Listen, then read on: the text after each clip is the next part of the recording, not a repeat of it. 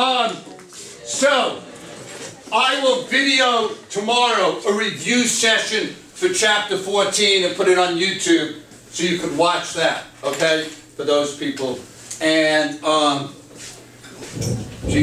I will try to look at the practice quiz and see which ones I think would be difficult and try to anticipate and clarify those. But I'll give you Wednesday before the class a chance to ask me chapter quiz questions, okay? All right, so we're going to be talking about four market structures. Just quickly, I'm going to call on the first person. You're going to define the term. Then you're going to call on the next person. Sean, implicit cost. Basically like opportunity cost. So you don't it's no outlay of money. All right, no outlay of cash. Who got the next one, Sean? John, accounting profit.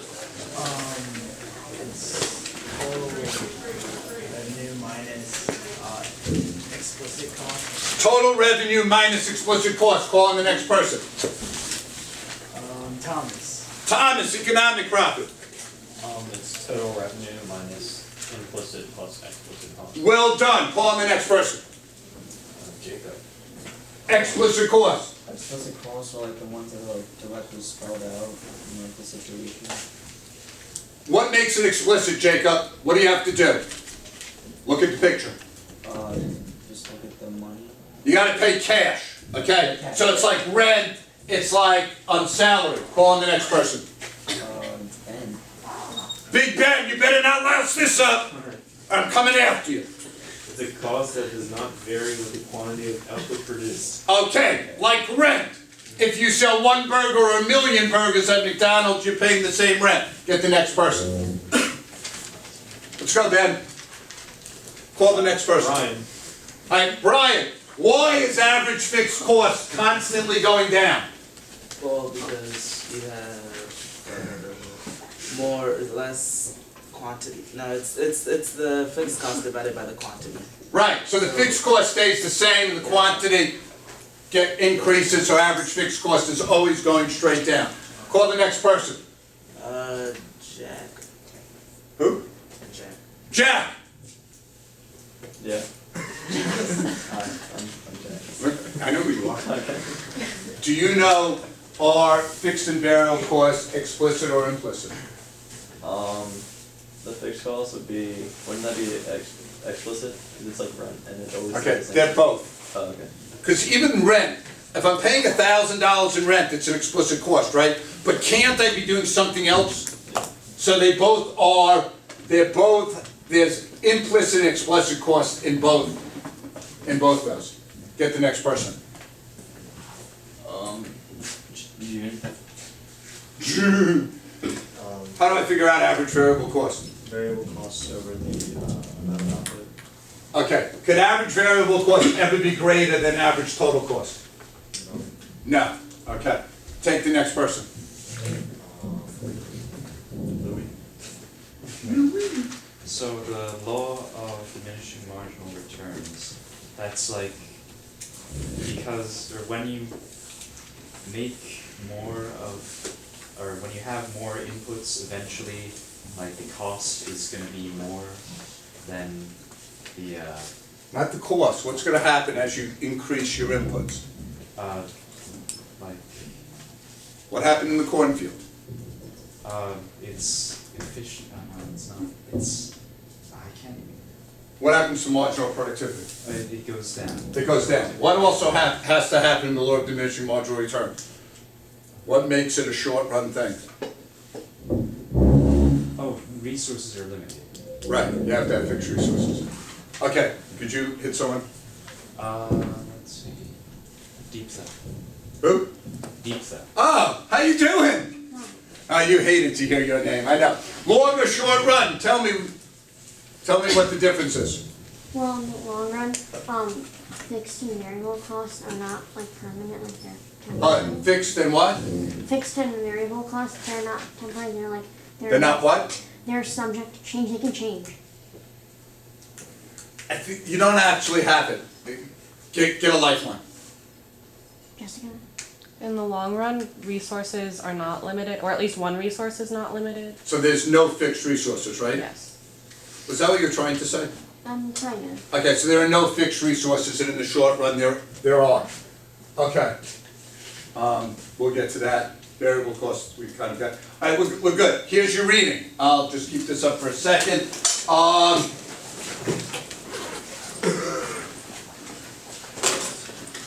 Okay, just for curiosity, nothing else. Is there anyone here who doesn't have their chapter 13 notes with them?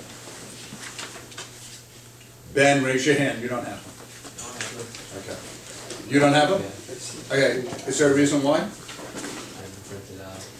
Okay. Anyone else?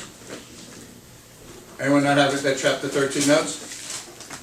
Okay. So I'll give you all credit for your chapter 13 notes. I'm not going to collect them today. I don't have the time to look at them. And then we'll move on. I will not give you a 0 because you're honest. You just won't get credit. Okay? Because you were honest about it. Not like Molly. I know she doesn't have it, but she cheated, but you got to live with that. Okay?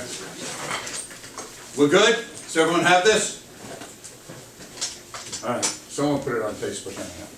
All right. So, someone told me if I taught you the objective, your AP scores would go up. So to examine the cost of currency for individual firms in order to determine your choice of that. Okay. All right. Now, the objective, we're straight, our scores will go up. All right. Now, he has a horrible, horrible graph in the book of the long run. So, I said the law of diminishing returns is just short run. In the long run, your ATC curve is going to look like this. And I didn't leave you room for it. You could put it on the bottom or the top of your thing somewhere. But this is what your long run ATC curve is. At the beginning, you get economies of scale. So like when I worked for Domino's, the magic number was when we have 2,000 stores, food's going to cost less because we're going to buy in bulk, and we're going to be able to nationally advertise, so costs will go down. And we got that. What the owner forgot to tell us is when we go from 2,000 to 3,500, nothing's going to change. So costs are going to pretty much stay the same. And then as your company, so you have economies of scale, constant. Then as the company gets bigger and bigger, it's harder to control things. So there's theft, there's waste, there's mismanagement, and that's diseconomies of scale. Now, the AP exam likes to ask you things like, in the long run, costs go up, and the first thing is A, the law of diminishing marginal returns. No. That's a short run. They go up because of diseconomies of scale. Okay? Alright, are we good? Alright, here we go. Now, I want to try to get a lot covered, but my first period class was awesome today. They probably asked like 85 questions. And no joke, they probably asked 85 questions. We got a lot done, they got a lot learning done. So stop me and don't let me just run. Alright, so here are the 4 market structures. We're going to learn about perfect competition, monopolistic, oligopoly, and pure monopoly. We're going to spend the next month on them. Okay, they compromise 50% of the exam, which means half of microeconomics is based on these market structures. Alright, now, milk or dairy farmers, they're an example of perfect competition, and you'll see why in a second. Fast food is kind of monopolistic competition. We'll see that in a week. The auto industry is like oligopolies, because there's like 5 to 10. That's what an oligopoly is. And then cable companies are like a pure monopoly.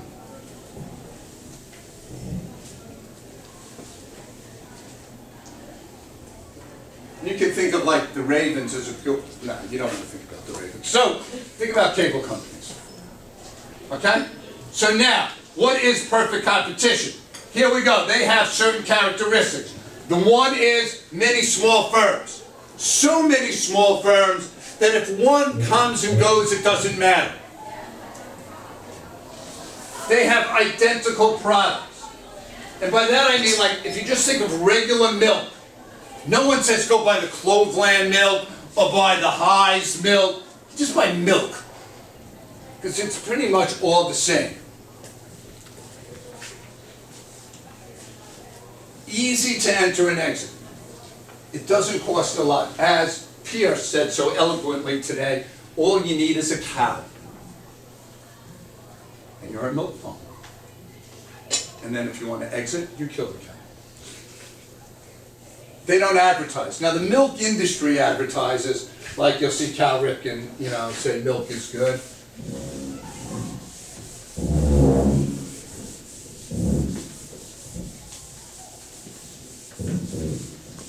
By the way, Cal Ripken should not ever be on TV, like announcing games. It's horrible. Maybe sad part. And then firms are price takers, meaning I can't really set the price, because if I raise my price high, there's all these other milk farmers that people will buy the price that they're selling. And that the industry is so efficient, if I go low, I won't make money. So I have to be what they call a price taker. Okay? All right, I don't know what I was doing here. I don't know. Eugene probably just got crazy. We're not doing groups because we got to learn. Okay, here is what we would call a side-by-side graph of the of perfect competition. So the industry graph is just a supply and demand curve, right?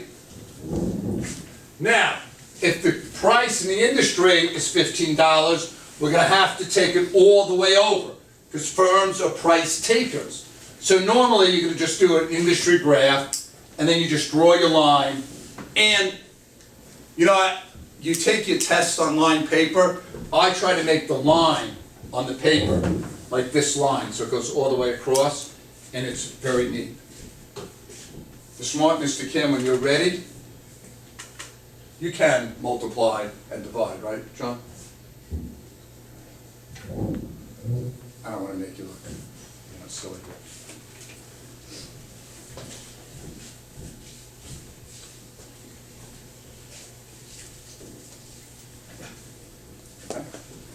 You can see he's fixing his tie. He's ready. All right, so John, 1 unit, $15 a unit, what's the total revenue? $15. Okay, now marginal revenue is the change in total revenue over the change in inputs, right? Or the change in rather outputs, So what's the marginal revenue for that one? First product? 15. Now the average revenue is total revenue over quantity. So what's the average revenue for the first one? 15. You're pretty good. The second product, total revenue? 15 times 2, John. 30. Okay.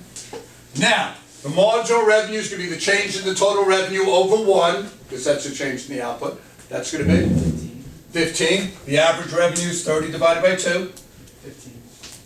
Third one, total revenue? 45. Okay. Marginal revenue? Change in revenue? 15. Average revenue? 45 divided by 3. 15. And John, I hope you're noticing there's a pattern here. All right, the total revenue is? 60.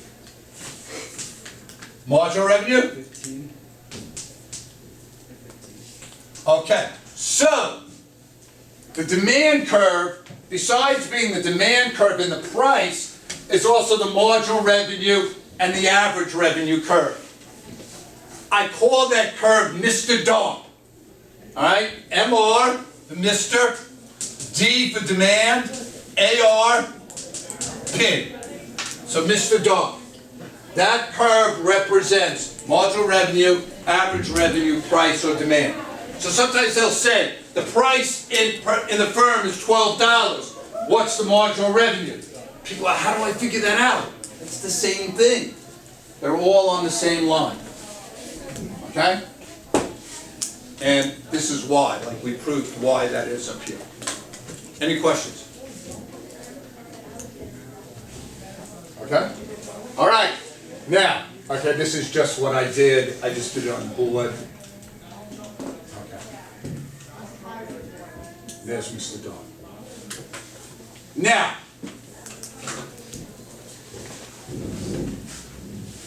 what are we gonna try to balance marginal revenue out with?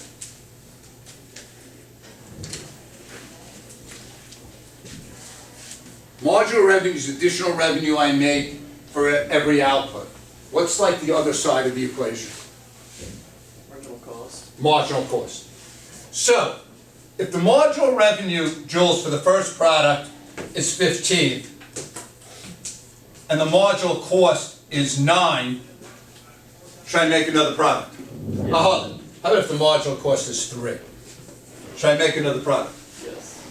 If the marginal revenue for the second product is 15, and the marginal cost is 9, should I make another product? Sure. Maya, do you agree with them? Louis, do you agree? Yes. Why? I was making $12 and now I'm only making 6. Still making a profit. You're still making a profit. So I want to go to where marginal revenue equals marginal cost. That point is called the profit maximizer. Where marginal revenue equals marginal cost. When they meet on the graph, Molly, MR equals MC, that tells me how many to produce. Okay?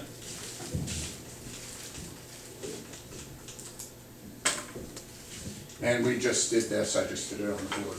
So MR equals MC. So, let's look at this graphically. All right, if I look here,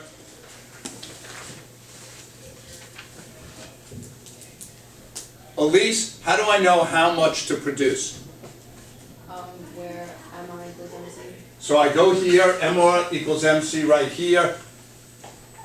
I drop that down, I'm at 9 units. So we're going to look at MC kind of like a supply curve, right? Where supply crosses demand, I'm right here. Okay? I'll give you 2 minutes.